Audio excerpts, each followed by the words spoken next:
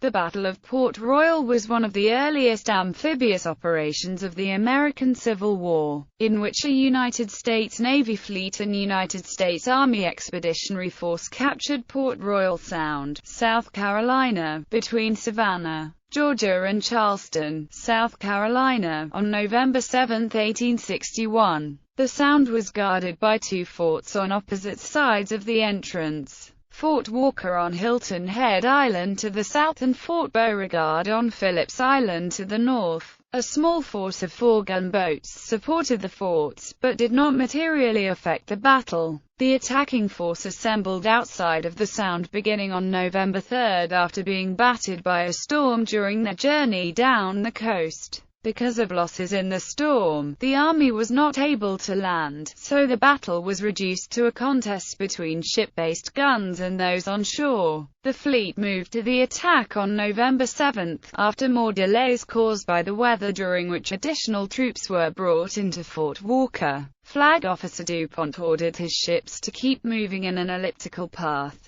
bombarding Fort Walker on one leg and Fort Beauregard on the other. The tactic had recently been used effectively at the Battle of Hatteras Inlet. His plan soon broke down, however, and most ships took enfilading positions that exploited a weakness in Fort Walker. The Confederate gunboats put in a token appearance, but fled up a nearby creek when challenged. Early in the afternoon, most of the guns in the fort were out of action, and the soldiers manning them fled to the rear. A landing party from the flagship took possession of the fort. When Fort Walker fell, the commander of Fort Beauregard across the Sound feared that his soldiers would soon be cut off with no way to escape, so he ordered them to abandon the fort. Another landing party took possession of the fort and raised the Union flag the next day. Despite the heavy volume of fire, loss of life on both sides was low, at least by standards set later in the Civil War. Only 8 were killed in the fleet and 11 on shore, with 4 other Southerners missing. Total casualties came to less than 100. Preparations. Development of Northern strategy. Early in the war, the U.S. Navy had the responsibility of blockading the southern coastline, but found this task difficult when forced to rely on fueling and resupply ports in the north through its coal-fired steamships. The problems of the blockade were considered by a commission appointed by Secretary of the Navy Gideon Welles. Chairman of the commission was Captain Samuel Francis DuPont. The commission stated its views of the South Carolina coast in its second report, dated July 13. In order to improve the blockade of Charleston, they considered seizing a nearby port. They gave particular attention to 3: Ball's Bay to the north of Charleston, and St. Helena Sound and Port Royal Sound to the south. The latter 2 would also be useful in the blockade of Savannah. They considered Port Royal to be the best harbor, but believed that it would be strongly defended and therefore were reluctant to recommend that it be taken. Southern preparations. Shortly after the bombardment of Fort Sumter in Charleston Harbor had started the war, Confederate Brigadier General P.G.T. Beauregard did not believe that Port Royal Sound could be adequately defended, as forts on opposite sides of the Sound would be too far apart for mutual support. Overruled by South Carolina Governor Francis Pickens, he drew up plans for 2 forts at the entrance. Soon called away to serve the Confederate Army in Virginia, he turned the task of implementing his plans over to Maj. Francis D. Lee of the South Carolina Army Engineers. Before the war, Lee had been an architect, and had designed several churches in Charleston. Work on the 2 forts began in July 1861, but progressed only slowly. Labor for the construction was obtained by requisitions of slave labor from local plantations, which the owners were reluctant to provide. Construction was not complete when the attack came. Beauregard's plan was also altered because the heavy guns he wanted were not available. To compensate for the reduced weight of fire by increased volume, fitting the increased number into the available space required that the traverses be eliminated.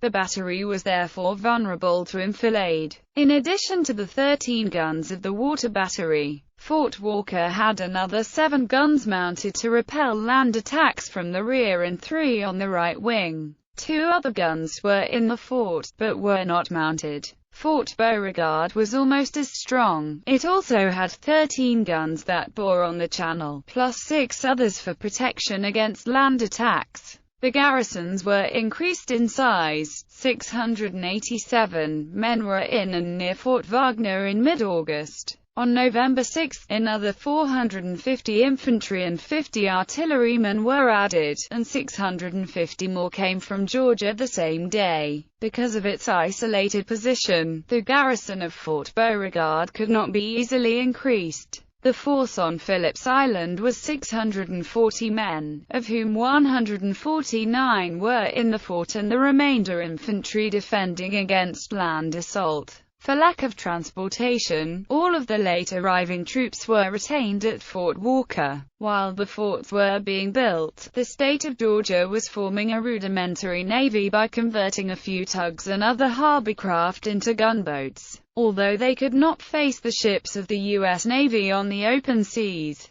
their shallow draft enabled them to move freely about in the inland waters along the coasts of South Carolina and Georgia. They were commanded by Flag Officer Josiah Tattnall. When the Georgia Navy was transferred to and became part of the Confederate States Navy, Tattnall found himself in charge of the coastal defenses of both South Carolina and Georgia. He had 4 gunboats in the vicinity of Port Royal Sound. 1 was a converted coaster, and 3 were former tugs, each mounted only 2 guns. Command: Federal Army and Navy. Throughout the summer of 1861, the task of blockading the entire Atlantic coast of the Confederacy was assigned to the U.S. Navy's Atlantic Blockading Squadron. Because of the great distances involved, the squadron was split in mid-September. Responsibility for the coast south of the North Carolina-South Carolina state line was given to the South Atlantic Blockading Squadron. Command of the new squadron was given to DuPont, who henceforth was addressed as Flag Officer DuPont. DuPont did not assume command immediately, as he continued to prepare for the attack. As retaining possession of shore facilities would require land forces, getting the cooperation of the U.S. Army was among the first requirements. The War Department agreed to furnish 13,000 troops, to be commanded by Brigadier General Thomas W. Sherman. Sherman's force was organized into 3 brigades, under Brigadier Generals Egbert L. Veely, Isaac I.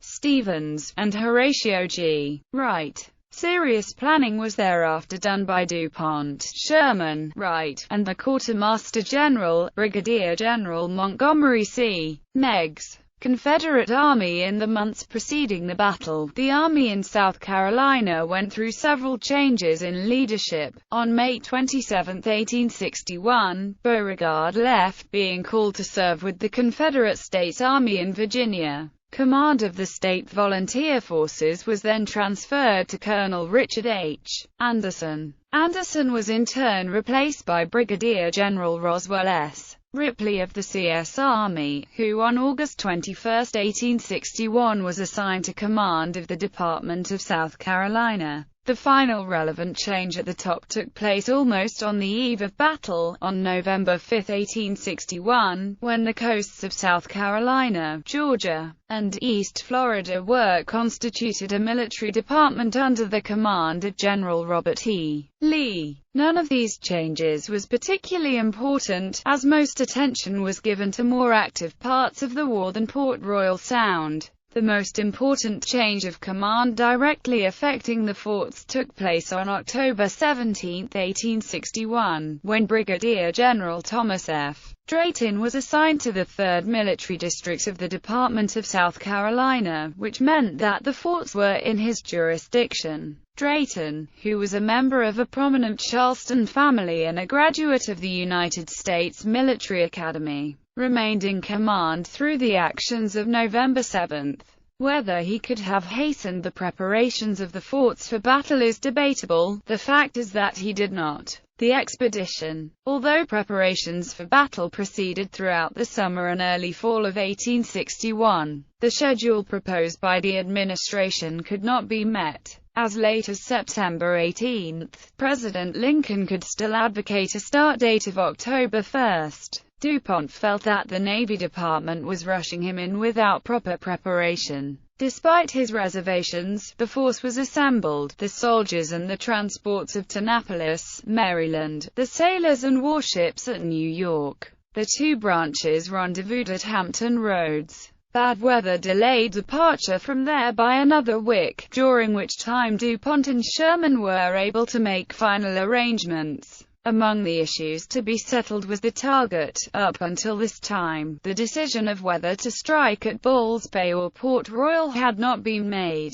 Only after he was sure that the latter would meet future needs of the fleet, and Ball's Bay would not, did DuPont finally commit the expedition to the attack on Port Royal. On October 28, 25 coal and ammunition vessels departed Hampton Roads, accompanied by 2 warships, Vandalia and Gem of the Sea. The remainder of the fleet, including 17 warships and all of the Army transports, put out to sea the next day. The full fleet of 77 vessels was the largest assemblage of ships that had ever sailed under the American flag. The distinction would not last long. In an effort to maintain secrecy, DuPont had not told anyone other than his immediate staff the destination. He had given each captain a sealed envelope, to be opened only at sea. The message given to Captain Francis S. Haggerty of Vandalia is typical. Port Royal, C, is the port of destination for yourself and the ships of your convoy. Efforts at secrecy notwithstanding, almost everything about the expedition except its target was known to the entire world.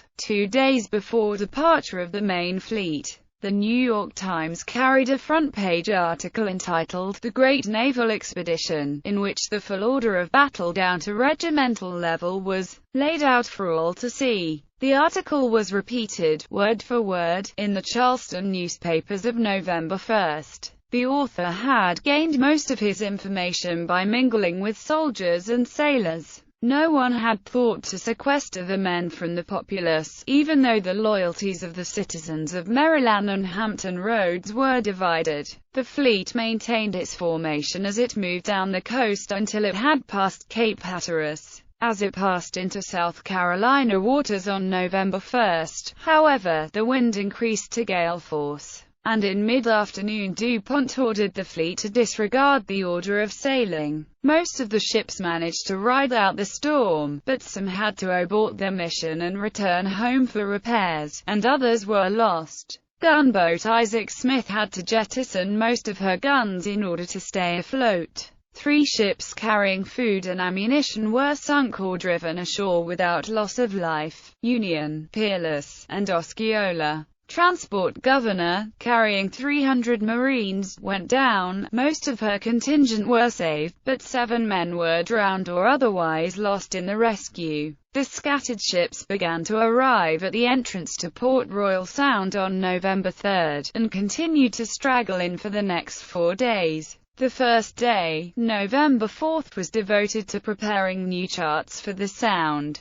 The Coast Survey vessel Vixen, under her civilian captain Charles Bootle, accompanied by gunboats Ottawa, Seneca, Pembina and Penguin, entered the harbor and confirmed that the water was deep enough for all ships in the fleet. Confederate flag officer Josiah Tattnall took his small flotilla, consisting of the gunboats CSS Savannah, Resolute, Lady Davis, and Sampson out to interfere with their measurements, but the superior firepower of the Union gunboats forced him to retire. Early in the morning of November 5, gunboats Ottawa, Seneca, Pembina, Curlew, Isaac Smith, and Pawnee made another incursion into the harbor, this time seeking to draw enemy fire so as to gauge their strength. Again the Confederate flotilla came out to meet them, and again they were driven back. At about the time that the gunboats returned to the anchorage and the captains of the warships assembled to formulate plans for the assault on the forts, General Sherman informed DuPont that the Army could not take part in the operation. The loss of his ships in the storm had deprived him of his landing boats as well as much of his needed ammunition. Furthermore, his transports were not combat-loaded. Sherman would not commit his troops until the arrival of Transport Ocean Express, carrying most of his small ammunition and heavy ordnance, and delayed by the storm. She would not arrive until after the battle was over. Unwilling to cancel the operation at this point, DuPont ordered his fleet to attack, concentrating their fire on Fort Walker. As they moved in, however, flagship Wabash, drawing 22 feet, grounded on Fishing Rip Shoal. By the time she was worked free, the day was too far gone to continue the attack. The weather on the next day, November 6, was stormy, so DuPont postponed the attack for one more day. During the delay, Commander Charles Henry Davis, DuPont's fleet captain and chief of staff, had the idea of keeping the ships in motion while bombarding the forts. This was a tactic that had recently been used successfully at the Battle of Hatteras Inlet. He presented his idea to the flag officer, who agreed. The plan as completed by DuPont called for his fleet to enter the harbor at mid-channel. On the way in, they would engage both forts. After passing the forts, the heaviest ships would execute a turn to the left in column and go back against Fort Walker. Again past the fort, they would once more turn in column, and repeat the maneuver until the issue was decided. While the main fleet was thus engaged, 5 of his lighter gunboats would form a flanking column that would proceed to the head of the harbor and shield the rest of the fleet from Tatnall's flotilla. Battle. On November 7, the air was calm and gave no further reason for delay. The fleet was drawn up in 2 columns and moved to the attack. The main body consisted of 9 ships with guns and 1 without. In order, they were flagship Wabash, Susquehanna, Mohican, Seminole, Pawnee, Unadilla, Ottawa, Pembina, Isaac Smith, and Vandalia. Isaac Smith had jettisoned her guns during the storm, but she would now contribute by towing the sailing vessel Vandalia. 5 gunboats formed the flanking column: Bienville, Seneca, Penguin, Curlew, and Augusta. 3 other gunboats, B. Forbes, Mercury, and Penguin, remained behind to protect the transports. The fight started at 9:26, when a gun in Fort Walker fired on the approaching fleet. Other shots followed. The fleet replied by firing on both forts, and the action became general. Shells from the fleet ripped into the forts, although many of them passed harmlessly overhead and landed well beyond. Because the motion of the ships disrupted their aim, most of the shots from the forts missed. Generally, they aimed too high, sending the missiles that were on target into the masts and upper works of the vessels. The ships proceeded according to DuPont's orders through the first turn, but then the plan fell apart. First to leave was the 3rd ship in the main column, Mohican, under Commander Sylvanus W. Godden. Godden found that he could enfilade the water battery from a position safe from return fire, so he dropped out. Those following him were confused, so they also dropped out. Only Wabash and Susquehanna continued in the line of battle. The 2 ships made their 2nd and 3rd passes, and then were joined, inexplicably, by gunboat Bienville. The bombardment continued in this way until shortly after noon, when Pocahontas, delayed by the storm, put in her appearance. Her captain, Commander Percival Drayton, placed the ship in position to enfilade Fort Walker and joined the battle. Commander Drayton was the brother of Thomas F. Drayton, the Confederate general who commanded the forces ashore. Ashore, Fort Walker was suffering, with most of the damage being done by the ships that had dropped out of the line of battle. The exhausted gunners had only 3 guns left in the water battery, the others being disabled. About 12:30, General Drayton left the fort to collect some reserves to replace the men in the fort. Before leaving, he turned command over to Colonel William C. Haywood, with instructions to hold out as long as possible. As he was returning at 1400, he found the men leaving the fort. They explained that they were almost out of powder for the guns, and had therefore abandoned their position. The departure of the soldiers from the fort was noticed by sailors in the fleet, and signal was soon passed to cease fire. A boat crew led by Commander John Rogers went ashore under a flag of truce and found the fort abandoned. Rogers therefore raised the Union flag. No effort was made to further press the men who had just left the fort, so the entire surviving Confederate force was permitted to escape to the mainland. Fort Beauregard had not suffered punishment as severe as that given to Fort Walker, but Colonel R. G. M. Gunnovant was concerned that the enemy could easily cut off his only line of retreat. When the firing at Fort Walker ceased and cheering in the fleet was heard, he realized that his command was in peril. Rather than be trapped, he ordered the troops on Phillips Island to abandon their positions. This they did without destroying their stores, because to do so would have attracted the attention of the fleet. Their departure was not noted, and not until a probing attack by gunboats Seneca elicited no reply was it realized that the fort was unmanned. As it was then very late in the day, raising the Union flag on Fort Beauregard was delayed until the following morning.